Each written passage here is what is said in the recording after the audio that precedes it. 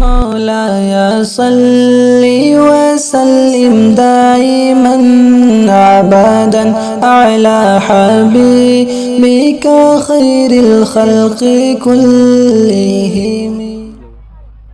گلے میں توق بنا دیا جائے گا اس زمین کا کہ جس کی ہرپی تھی، جس کی چھینی تھی، جس پہ قبضہ کیا تھا، جس کو اپنا مال سمجھا تھا، جس کو اپنی پراپرٹی سمجھا تھا، ایک آدھا انچ بھی اگر ہوگی تو گلے میں ہار پڑے گا، توق پڑے گا اسی زمین کا.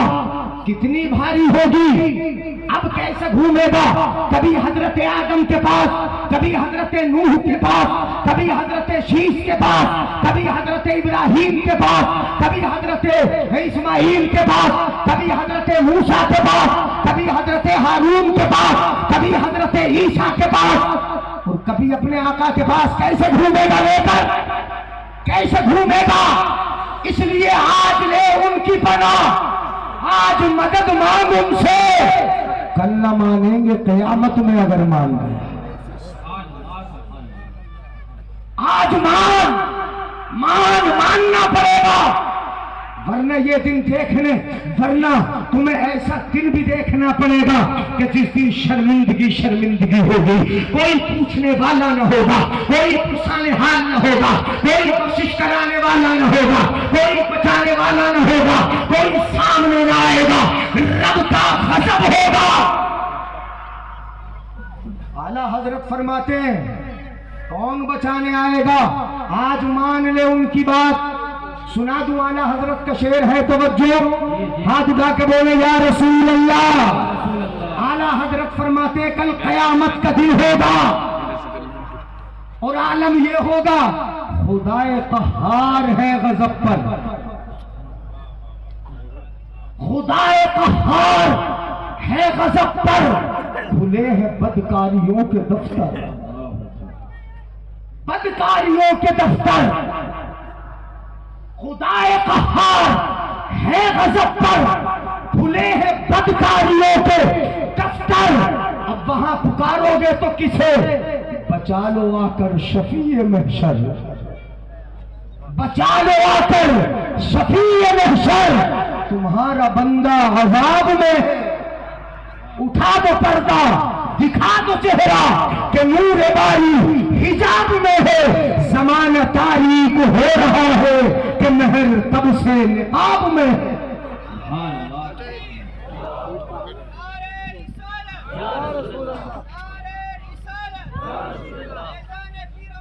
زندہ باد، زندہ باد، اللہ یا رب. میرے بھائیوں، بڑھاؤں اسی عنوان کو تھوڑا آگے. اعلیٰ حضرت فرماتے ایک اور شعر یاد آ رہا ہے، سنا دوں اجازت ہے، مگر اعلیٰ حضرت کے اشعار ہیں. ہاں سمجھ میں آئے تب بھی سبحان اللہ، اور نہ آئے مگر مفہوم سمجھ میں آ جائے گا. کھڑے ہیں منکر نکیر سر پر، کھڑے ہیں منکر نکیر سر پر، نہ کوئی حامی نہ کوئی یاور. بچا لو آ کر میرے پیمبر کہ سخت مشکل جواب میں ہے. قبر میں بھی جواب دینا پڑے گا. اور بچائیں گے کون آ کر؟ مصطفیٰ، مگر ان کو کہ جس نے مصطفیٰ کی سنی ہوگی، مصطفیٰ کی مانی ہوگی، نبی کی شریعت کو سنا ہوگا. میں بتا رہا ہوں آپ کو، وَأَمَّا مَنْ أُوتِيَ كِتَابَهُ بِشِمَالِهِ فَيَقُولُ يَا لَيْتَنِي لَمْ أُوتَ كِتَابِيَهْ وَلَمْ أَدْرِ مَا حِسَابِيَهْ يَا لَيْتَهَا كَانَتِ الْقَاضِيَةَ. اس دن کہے گا ہائے افسوس، اب تو اس قدر شرمندگی ہے، موت ہی آ جاتی کم سے کم. اگر موت آ جاتی، مر جاتا تو کم سے کم اس شرمندگی سے تو بچ جاتا. یا لیتہا کانت القاضیہ، قاضیہ آ جاتی، فیصلہ کرنے والی، موت ہی آ جاتی. مگر اس دن موت بھی نہیں آئے گی. جس دن شرمندہ ہوگا اس دن موت نہیں آئے گی. اور آج وہاں اس دن سے پہلے آج بالکل شرمندہ نہیں، موت آ رہی ہے. یہاں شرمندگی نہیں، یہاں ذرا حیا نہیں. حالات کیا ہے سنو. حدیث سنا دوں اجازت ہے؟ ہاں بھائیو بزرگوں آپ سے اجازت لے کے بولوں گا چونکہ سمجھانا آپ کو ہے، سمجھ میں آ جائے میری قوم کے، میرے بھائیوں کے، اسلام کے ان شہزادوں کے، نبی کے ان امتیوں کے، اللہ کے ان بندوں کے اگر سمجھ میں آ جائے، چند کی بھی سمجھ میں آ گئی تو سمجھ لو کہ ہمارا آنا قبول ہے، آپ کا یہاں بیٹھنا قبول ہے. ایک بھی اگر سیدھی راہ پہ پڑ گیا تو سمجھ لو کہ پورا جلسہ قبول ہے. میرے آقا ارشاد فرماتے ہیں، حدیث سنا رہا ہوں، تجدون شر الناس یوم القیامت ذو الوجہین. ہم میں ہوتے ہیں وہ بھی. قیامت کے دن سب سے برا حال کس کا ہوگا؟ کس کا ہوگا؟ یہ تو نامہ اعمال بائیں ہاتھ میں مل رہا ہے، افسوس کر رہا موت ہی آ جاتی. مگر سب سے برا حال کس کا ہوگا قیامت میں؟ بھائیوں بزرگوں اس دن کی تیاری کر لو. یہ پیری مریدی اس دن کے لیے ہے، یہ ولیوں سے محبت اس دن کے لیے ہے، یہ مسجد قائم اس دن کے لیے ہے، یہ نمازیں ہماری اس دن کے لیے ہے، سفر آخرت کے لیے ہے، دینی کام اس کے لیے ہے. وہاں جانے سے پہلے یہ تیاری کر لو اور سوچ لو کہ وہاں ہمارا دفتر، ہمارا رجسٹر ہمارے بائیں ہاتھ میں نہ آئے. اگر آئے تو ہمارے گاہنے ہاتھ میں آئے. تیاری کر لو.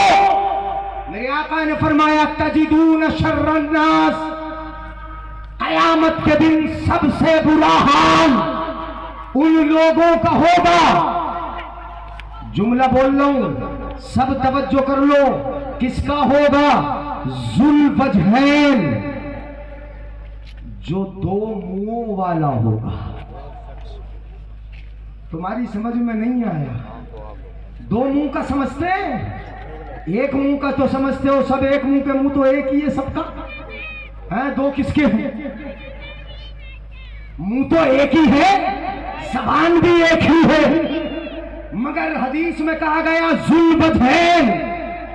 میں تو سوچ کے آیا تھا کہ اولیاء اللہ کی سیرت ہی سنا دوں گا، مگر حالات پر جب میں نے تبصرہ سنا تو موڈ بدلا. میں نے کہ کچھ نے قیامت بتا دوں. سنو، ذو الوجہین، دو چہروں والا، دو منہوں والا. اور کون ہوتا ہے دو منہ کا؟ ہم سب تو ایک منہ کے، چہرہ ایک، زبان ایک، ناک ایک، چہرہ پورا ایک. جو دو دو عدد ہیں وہ تو ہے ہی. پھر حدیث پاک میں دو منہ کا کہا گیا، دو چہروں کا کہا گیا. وہ کون ہے؟ جاء ہؤلاء بوجہ وجاء ہؤلاء بوجہ. حدیث پاک میں آقا نے فرمایا دو چہروں والا وہ ہے کہ ان کے پاس آئے گا تو چہرہ الگ ہوگا، اور ان کے پاس آئے گا تو چہرہ ادھر کی آ کے ادھر لگا دی اور ادھر کی ادھر لگا دی. اس کی زبان نے کام کیا آگ بھڑکانے کا. نہیں آ رہا ہے سمجھ میں؟ آگ بھڑکانے کا، چنگاری چھوڑنے کا، شعلے بھڑکانے کا. ان سے ان کو لڑوا دیا، بھائی کو بھائی سے لڑوا دیا، دوست کو دوست سے لڑوا دیا، پڑوسی کو پڑوسی سے لڑوا دیا. جاء ہؤلاء بوجہ وہؤلاء بوجہ.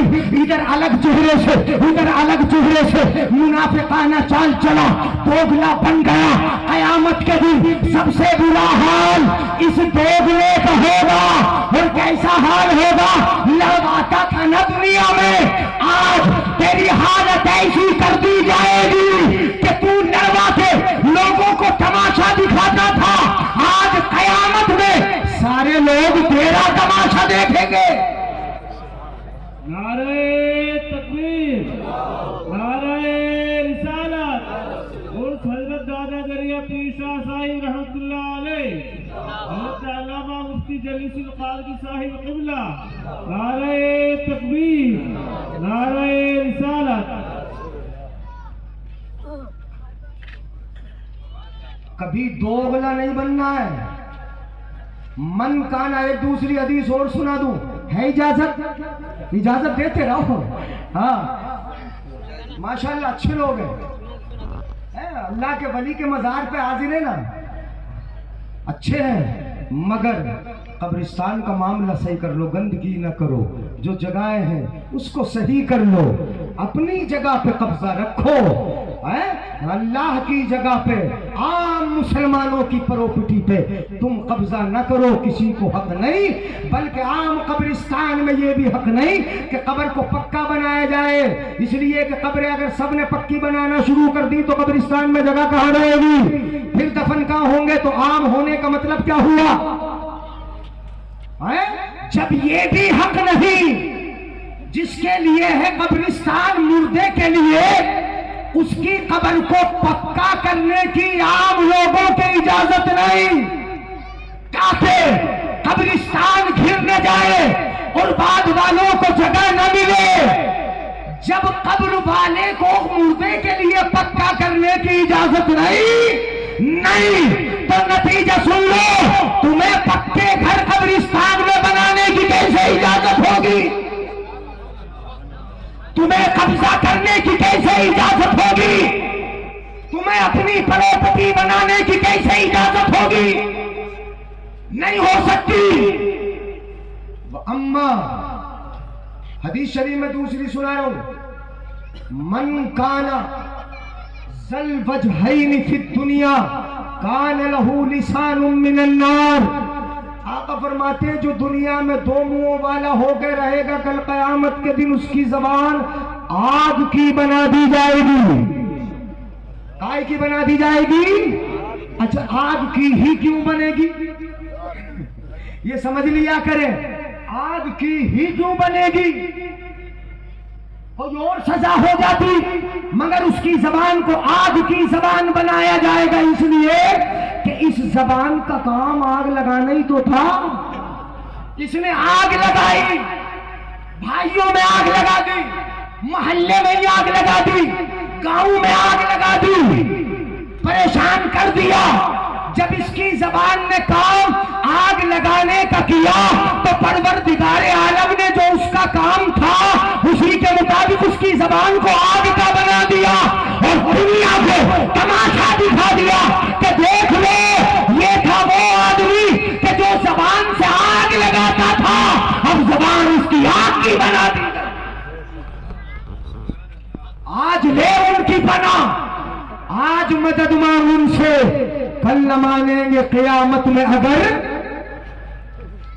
وَأَمَّا مَنْ أُوتِيَ كِتَابَهُ بِيَمِينِهِ فَيَقُولُ يَا لَيْتَنِي لَمْ أُوتَ كِتَابِيَهْ وَلَمْ أَدْرِ مَا حِسَابِيَهْ يَا لَيْتَهَا كَانَتِ الْقَاضِيَةَ مَا أَغْنَىٰ عَنِّي مَالِيَهْ۔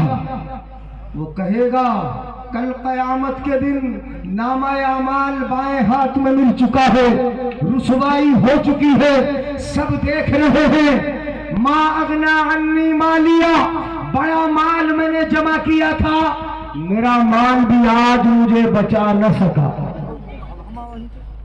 میرا مال بھی آج مجھے میرے کام نہ آ سکا، میرا مال اللہ کے خیز و غضب کے سامنے میرے آڑے نہ آ سکا، اللہ کے خیز و غضب کے سامنے میرا مال پردہ نہ کر سکا، مجھے بچا نہ سکا۔ ما اغنا عنی مالیہ، تو جو مال تمہیں بچا نہ سکے اس میں حلال و حرام کا امتیاز کیے بغیر جمع کرو، دوسروں کا چھین کر جمع کرو، غریبوں کا کھا کر جمع کرو، اور وہ کام نہ آئے تو کس کام کا؟ وہ کہے گا ما اغنا عنی مالیہ، میرا مال مجھے بچا نہ سکا، غلط عنی سلطانیہ، میری جتنی طاقت تھی، جتنی قوت تھی، ساری کی ساری آج ختم ہو گئی۔